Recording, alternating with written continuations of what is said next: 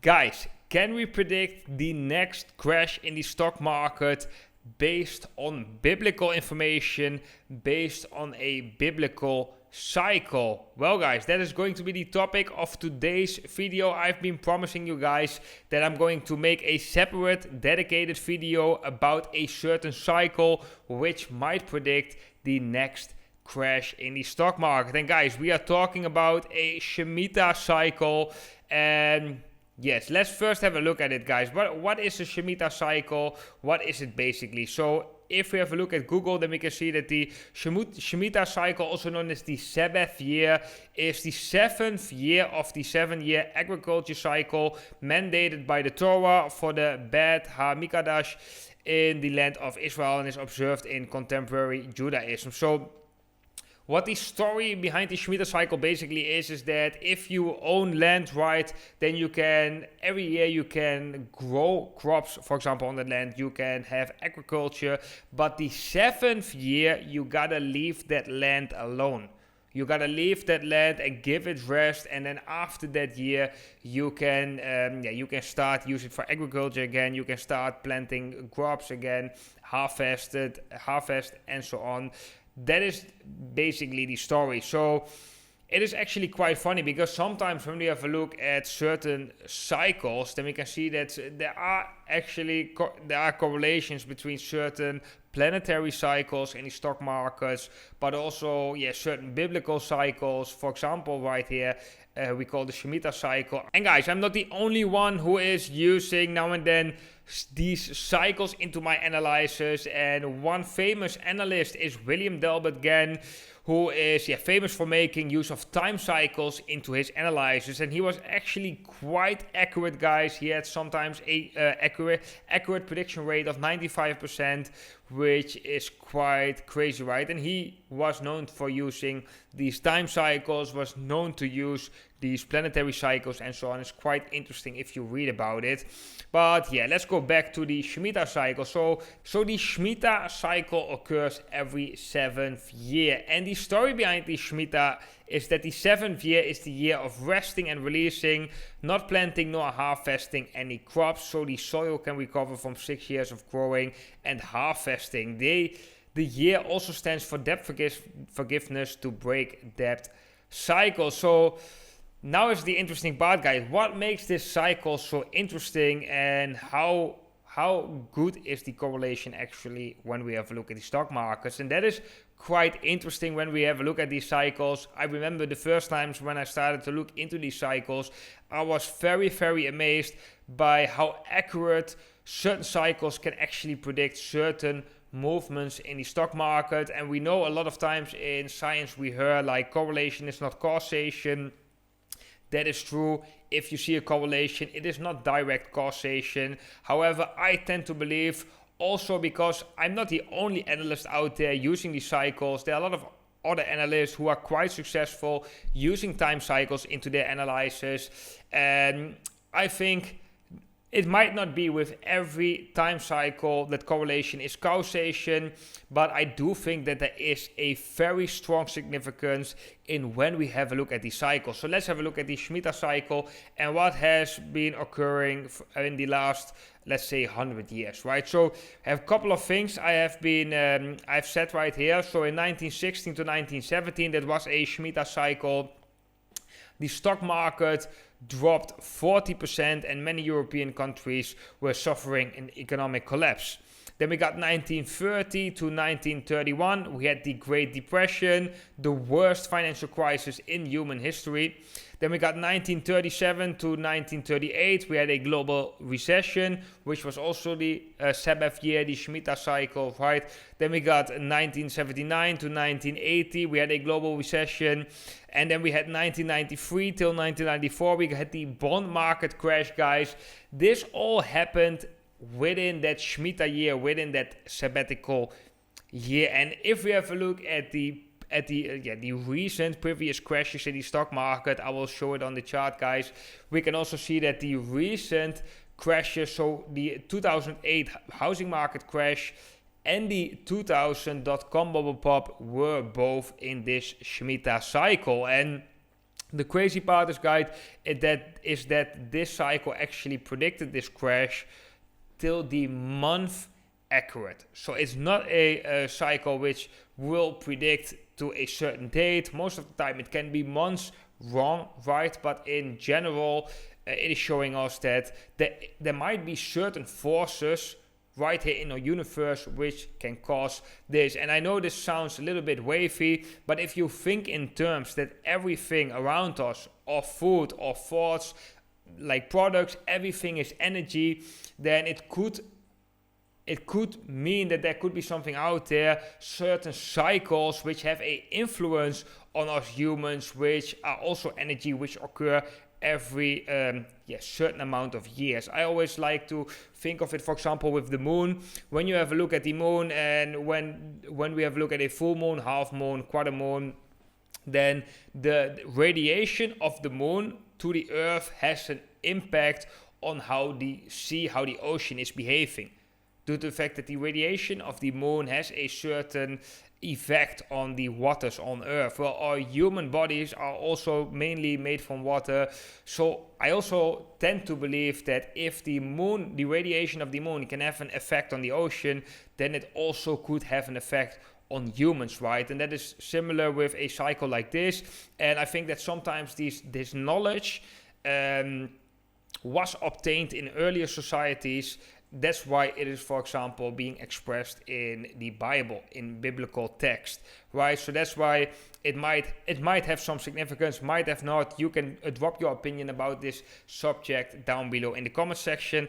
But let's have a look at the crashes what we have seen in previous Shemitah years. So we got the 2000, actually right there. Let's start with the previous one, okay? The previous one was in September 2014 till September 2015. And what we can see is that we actually went from an acceleration into sideways price action in the stock market. And of course, if we were to calculate the certain amount of money that is being printed in this price action as well, then it means that when the stock market is actually moving sideways, it is moving downwards due to the fact that there is inflation going on as well. Important to note, but we have seen a crash afterwards. At least it is quite clear that this is different price action than a accelerated rally to the upside, right? Then guys, the previous time we have seen 2008 financial crisis, the fall of the Lehman Brothers right here. This was very, very accurate because the moment the Shemitah, the sabbatical year actually started, that was the moment we actually entered that recession. The stock market entered this downtrend and we got this huge crash during that year. The previous time was also very, very accurate from September 2000 right here till 2001. We have also seen the start of the major crash in the stock markets. That is known as the dot-com bubble pop. So that these two are very, very major events in the stock market. Then when we have a look at the times before that, we can see as well that the Sabbath year before that, we also had sideways action, no acceleration, which sideways is also a unhealthy sign in the stock market due to inflation, right? This is in a rising market, you can see this piece of price action actually as a correction, right? Then the time before that, it was in 86, we can see as well, during this period, we actually saw that acceleration, but right after that year, we got a major crash in the stock market. Similar, we have seen it in 1979, where actually it was not predicting it as accurate as we have seen it in the dot-com bubble pop or in the 2008 housing market crisis. But yeah, very close to a correction. We have seen the sabbatical year. And right here we can see it as well. In 72, we also started that correction in a sabbatical year. And the interesting thing right now, guys, is that we are actually approaching the next sabbatical year, which is starting September 2021. So, which is starting in a couple of months. And could this actually show us, or could it actually warn us right now already that we are going to see a correction in the stock markets quite soon? And even though it might be hard to believe that this actually could have an impact on the stock market, I definitely think that this is something we have to take very, very serious. And I think it is definitely possible that we are going to see within this year, from September 2021 till September 2022, we are going to see the start of the correction in the stock market. And we are going to go to a different chart, and I'm going to show you I'm going to show you when I think that actually is going to happen and how we can confirm such a scenario. But also, and this might be even more important for all the people watching this channel, what kind of effect could this have on the crypto markets? The SP 500 is actually quite important for Bitcoin. So let's have a look at that, guys. Let's go to the SP 500 chart, the different chart I wanted to show you. But guys, before I'm going to show you the signals from this chart, I quickly want to mention right here that I'm starting a second YouTube channel right here, and I'm in this YouTube channel. I want to have a talk with you guys, or for everybody who's interested in that, in things that go beyond crypto. So things that are interesting as well, can be politics, can be health things, for example, maybe interesting people I meet during my travels, which I'm going to interview. This is just something what I like doing for my hobby. I like to go sometimes into more depth. I like to have a nice community where we can talk about certain things which are not only about crypto but about different subjects as well. So for everybody interested in that, I will leave a link to my new YouTube channel down below as well. So if you are interested in joining here, subscribing here, then I would definitely recommend you to do that. So let's go back to the S&P 500. Okay. So guys, what we normally see also in 2008 is that we are going, normally this is how all the markets are working, that we are going from one extreme to another extreme. We are seeing that with Bitcoin as well. During the bull market, actually in the past 10 years, Bitcoin is in a uptrend. But within that uptrend, we are going to an extreme top, then we are going to an extreme bottom, then we are going to an extreme top, extreme bottom. That's just how the markets work, because one thing that is included in these markets, that is human emotions, right? If everybody would be rational, we wouldn't have these things. But we have FOMO emotions, we have the fear of missing out, so the things are rallying till extreme highs, and we also have panic. So things are, selling like crazy sometimes. So that is how markets work. The stock market is no different, right? Because here we also have the fact that human emotions. And what we can see, for example, right here, is after we have corrected after we have seen that the dot-com bubble pop, right? The correction after the year 2000, we went to another extreme capitulation right here, which eventually went again to extreme euphoric right here in 2008, which eventually went back to extreme capitulation, extreme panic. But if we have a look at that pattern, we can also see that it is accelerating. So normally we are seeing a bottoming structure, a uptrend forming, then we are seeing a structural uptrend, and then when we are going towards the latest phase of a bull run, we are going to leave that structured uptrend. We are going to see increased volatility, irrational investment behavior, which we often know as a blow-off top event right here.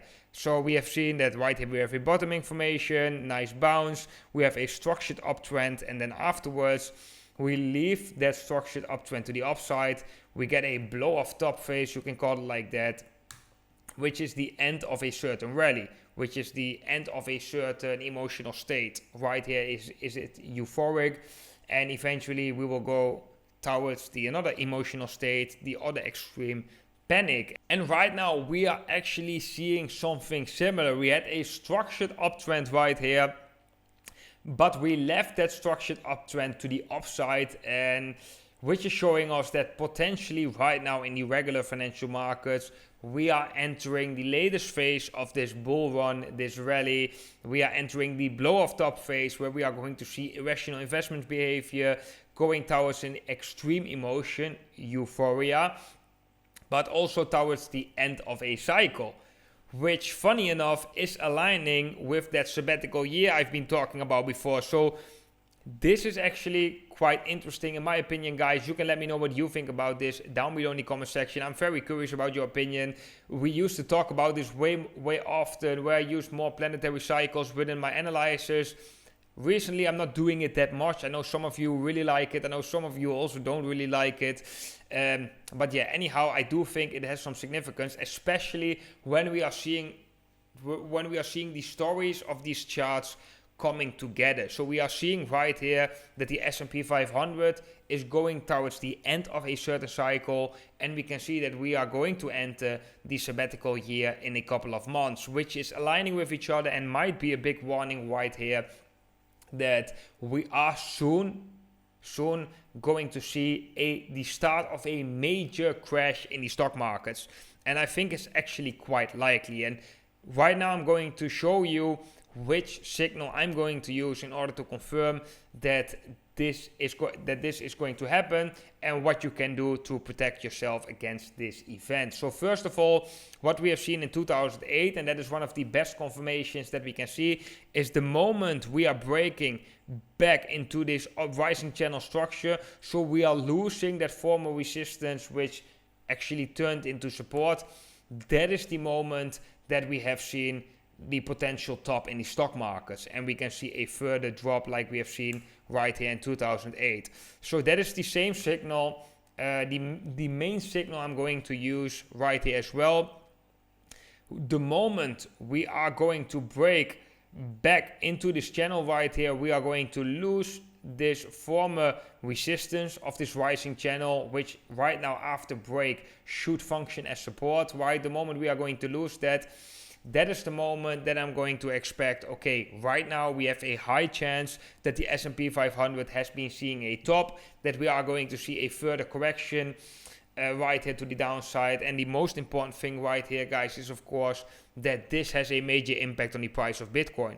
If this were to happen, if we are going to see that correction in the S&P 500, most likely it will drag Bitcoin in the immediate direct correlation. It will drag Bitcoin down with it, due to the fact that right now there is a direct correlation with the S&P 500 and Bitcoin. So when we are seeing the S&P 500 pumping, it brings confidence to the Bitcoin markets. When we are seeing the S&P 500 dumping, we are seeing it most of the time with Bitcoin as well. And if we are seeing such a major event where we are really losing a significant level right here in the S&P 500, I definitely think that event can cause a lot of selling pressure on the price of Bitcoin. And you have to be very careful when we are going to see that event. But I shouldn't act on it right now. I think it's definitely important to have that confirmation first, because we also could be seeing something like this, break out, retest, get a euphoric candle to the upside, Bitcoin going to see a nice bounce, maybe a new uptrend, right? And then eventually later we are going to break that level. So we could break it in the next months, this support, which could be a confirmation that we have seen a top in the S&P 500.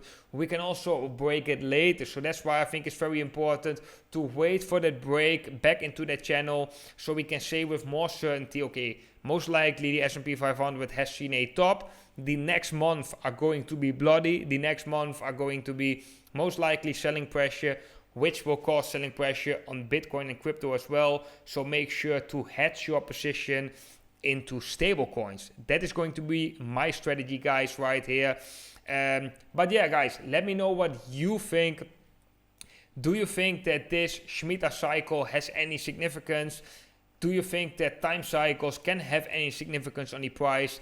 And do you think that we could see a crash in the stock market? Guys, I'm very curious what you think. So let me know what you think is going to happen with the S&P 500 in the comment section down below.